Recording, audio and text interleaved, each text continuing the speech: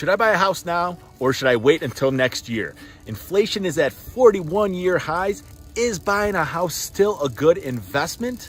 Should I wait until home prices come down? Should I consider even buying a house, or what are my steps in even getting that done? Those are all valid questions to be asking yourself, and that's what our clients are asking us right now. So our approach is called the Ultimate Homebuyer Experience, where we help clients analyze current market conditions and ultimately buy their dream home. In this video, we're gonna highlight a real life case study of a first-time homebuyer right here in the Denver Metro, and he had all of the same fears and concerns that pretty much everybody's having right now, with the interest rates being much higher than they were year over year from last year. The government's finally starting to believe that we are officially in a recession, and 41-year high inflation. So before we head into this video and get into nitty-gritty details of this case study, take a step back real quick, because this is what we do with all of our homebuyer clients in these uncertain times. We ask, where do you see yourself in the next 10 years? So as you're thinking about that question, go ahead and leave a comment. Where do you see yourself in 10 years? And we would love, of course, that thumbs up as we get into the meat and potatoes of this video. Here is Paul's oh so great answer. So he was gonna buy a condo this year, and he's gonna buy one more each and every single year for the next 5. Once that 5th condo is purchased, he's gonna sell this first one, roll the profits and the equity increases that he gets from that property into a single family home where he and his soon-to-be wife can start to grow their starting family. One of the big questions that Paul had was what mortgage loan is best for his situation, which was, should we put 5% down or 10% down? Should we do a conventional loan or an FHA loan? So all valid questions. So as we get into this case study, we're gonna talk about how our Competition Crusher loan approval program helped him and his realtor get under contract on the first home that they placed, and they beat out 3 other buyers. We protected Paul against rising interest rates with our lock and shop program, and how we boosted his score from below 700 to above 750.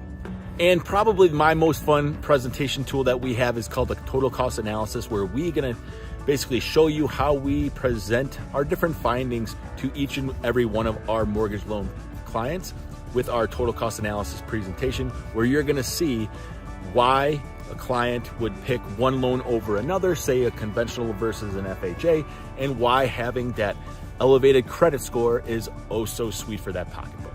Now you might be asking yourself, what's the difference between that Competition Crusher that you're talking about, or a pre-approval, or even a pre-qualification? A pre-qualification is really fairly generic. Unfortunately, there's a lot of buyers that go out in the field right now that still only just have pre-quals from their lending partner. So I would absolutely never send a client out in the field with that, and here's why. Imagine if you were selling a property and you had those 3 bids. Paul did the Competition Crusher. You can see in this chart, he did all of those necessary steps to get approved for his home loan. Then maybe the second person that was placing the offer on your property was that pre-approved person. Then you have somebody that has a pre-qual. You can see there's way too much data missing for you as a home seller to feel comfortable about that person's offer. So quite simply, the more serious that you are in this home buying process, the better, because ultimately the point is knowing how much you can afford, knowing what you're getting yourself into, and then ultimately the hard part is getting under contract. Now you might be thinking to yourself, what mortgage loan is best for your situation? Well, typically there's a couple different mortgage styles. There's government loans and conventional loans. So in this example here, we're gonna show you why we did not go with the FHA loan versus a conventional loan at first, and then why bumping our credit score up during this process saved Paul, again, over $11,000. So here in this chart, you're gonna notice a couple of quick things right off the bat.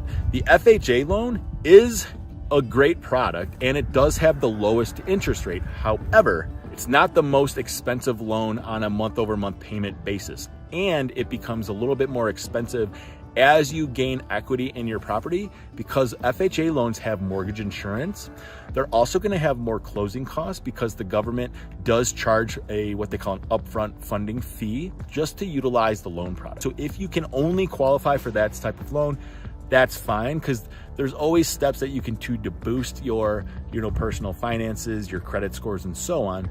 However, if you have the ability to boost your credit score, you're going to see that over time, a conventional loan is the most cost-effective way to go. So if we weren't able to boost Paul's credit score from below like that 700 mark to that 750 mark, his interest rate would have been 5.375 versus 5.25 versus the 4.5 for the FHA loans. However, you're going to notice that the payment is actually higher for the FHA loan than if we weren't able to boost his credit score.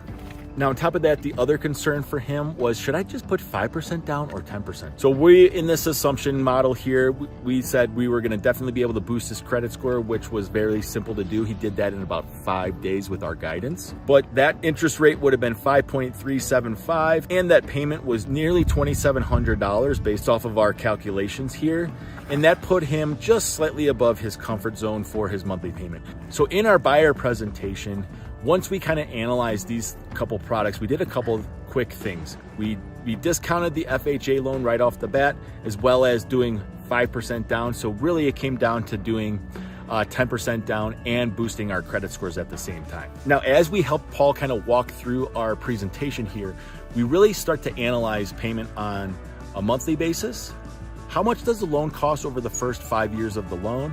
And then we do a longer term time horizon, which is like a 15-year time horizon. So you're gonna see if we only did 5% down, that's the most expensive monthly cost, month over month. Then in second place is doing 10% down with just having a 700 credit score. Now let's jump into the savings in that first 5 years. So you're gonna see here, holy smokes, the most expensive loan is obviously the one, if you put less down, you're borrowing more money. In second place there is that 700 credit, so we'll kind of skip that because we already know we boosted his score. Then it came down to doing FHA or the conventional loan at 10% down. So there's a variance there of over $4,000, the difference between the conventional loan and the FHA loan. Now, as we zoom a little bit further out in time here, we take a look at the future 15 years, that FHA loan is nearly 10 grand more expensive than the conventional loan as you start to compound your interest and your mortgage insurance. So what loan do you think you would do? If you have questions on how to get started, we do a couple different things, real simple here. First and foremost, we have free calculators. If you look in the description below, feel free to download our mortgage calculator suite. We have over 5,500 interactions with people just like you using our calculator right now. You can request a pre-qual certificate to basically get a starting point, get on our calendar to do our discovery call, because ultimately every borrower is a little different. But what loan would you have picked? Would you have picked the same thing as Paul? I know I would have. So let us know in the comments below what you would have done. Give us that thumbs up, subscribe to the channel, and we'll see you on the next one here. Oh, now is the time you can check out one of these other videos and snoop around the channel a bit. See you on the next one.